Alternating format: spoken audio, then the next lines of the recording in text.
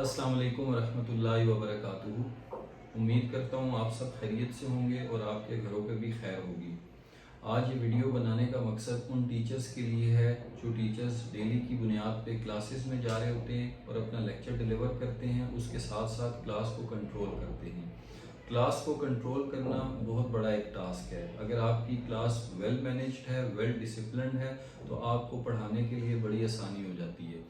लेकिन अगर आपकी क्लास वेल मैनेज नहीं होती है, कंट्रोल्ड नहीं होती है, तो फिर जो लेक्चर आप डिलीवर कर रहे होते हैं वो लेक्चर डिलीवर होने का फ़ायदा जो है वो चंद स्टूडेंट्स को हो रहा होता है जो कि आपकी तरफ अटेंटिव होते हैं। अगर बच्चे अटेंटिव नहीं होते हैं तो फिर इश्यूज़ आ रहे होते हैं स्टडीज़ में, बच्चों के ग्रेड्स जो हैं वो कंप्रोमाइज़ हो रहे होते हैं। तो उस सिलसिले में आज हम कुछ बातें डिस्कस करेंगे कि टीचर को अपना कंडक्ट क्लास के अंदर कैसा रखना चाहिए। सबसे पहली चीज़ तो ये है कि टीचर का अपना कंडक्ट बच्चों के सामने बहुत अच्छा होना चाहिए। समटाइम्स ऐसा होता है कि टीचर्स अपना पहला इम्प्रेशन या नॉर्मली जो इम्प्रेशन क्रिएट करते हैं बच्चों के सामने वो बड़ा लीनियंट होता है। जब वो इम्प्रेशन आपका लीनियंट होता है तो फिर बच्चे आपकी पर्सनालिटी को उसी तरह से ले रहे होते हैं कि ठीक है ये वाली मैम या ये वाले सर ये बड़े लीनियंट हैं, कुछ भी नहीं कहते हैं, तो फिर वो बच्चा आपकी बात नहीं सुन रहा होता।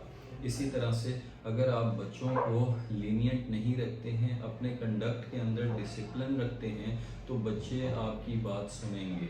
वो आपकी पर्सनालिटी को देखेंगे कि हमारा टीचर ये कैसे कंडक्ट करता है, वो फिर आपको कॉपी करने की कोशिश करते हैं। इसके बाद जब आप क्लास में जाते हैं तो क्लास में देखा करें कि आपकी क्लास में कौन सा बच्चा सबसे कमज़ोर है। अगर आपने उस बच्चे को पकड़ लिया और उसको उस तरीके से समझाया कि उसको समझ आ जाए, इट्स मीन कि जो एवरेज स्टूडेंट है और जो एक्स्ट्रा ऑर्डिनरी स्टूडेंट है उन दोनों को आपकी बात का फ़ायदा होगा।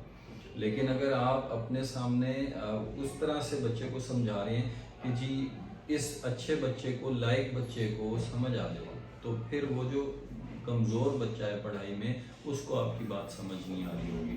तो इस चीज़ का आप ख्याल करें कि आप अपनी क्लास में जो पढ़ाई में कमज़ोर बच्चा है अपना लेक्चर ऐसे डिलीवर करें कि उसको भी समझ आए। जब उसको समझ आएगा तो अल्टीमेटली जो अच्छा बच्चा है उसको ज़रूर ये चीज़ समझ आ जाएगी। एक तो आप इस चीज़ का ख्याल करें। दूसरा, अगर आपको लगता है कि कोई भी बच्चा आपकी क्लास में डिसिप्लिन इशू क्रिएट कर रहा है, वो साथ वाले बैठे बच्चे से कोई बातें डिस्कस कर रहा है, आपकी बात को फोकस नहीं कर रहा, तो फ़ौरन उसको बताएं कि बेटा आप मेरी बात सुने और अपनी लैंग्वेज का बहुत ज़्यादा ख्याल करें।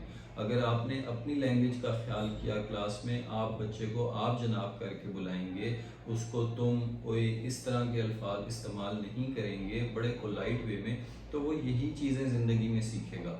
अगर आप एज अ टीचर ही उसको बदतमीज़ी से बुलाएंगे तो वो फिर इस चीज़ को बड़ा नॉर्मल लेगा कि जी ये ऐसे बोलना ऐसे ही है कि बस हमने ऐसे ही ज़िंदगी गुजार देनी है। तो आपने बच्चे को पढ़ाना भी है और साथ में उसकी तरबियत भी करनी है। और स्पेशली जो पेरेंट्स हमें देख रहे हैं, मैं उनको भी ये कहूँगा कि आप भी अपने बच्चों से आप जनाब करके अच्छे वे में गुफ्तगू किया करें ताकि आपका बच्चा जो है वो इसी तरह की चीज़ें सीखे। तो टीचर्स आप बहुत इम्पोर्टेंट हैं, बहुत ज़्यादा। आपके लिए ये ज़रूरी है कि आप अपना जो कंडक्ट है वो बहुत ही अच्छा रखें। सबसे पहली चीज़ ये है। नेक्स्ट मैं आपको ऐसे साथ साथ गाइड करता चला जाऊंगा कि मज़ीद कैसे बेहतरी आनी चाहिए, और जो चीज़ें मैंने खुद अप्लाई की हैं जब मैं क्लासेस में जाता हूं तो मुझे बड़ा फ़ायदा होता है उन चीज़ों का।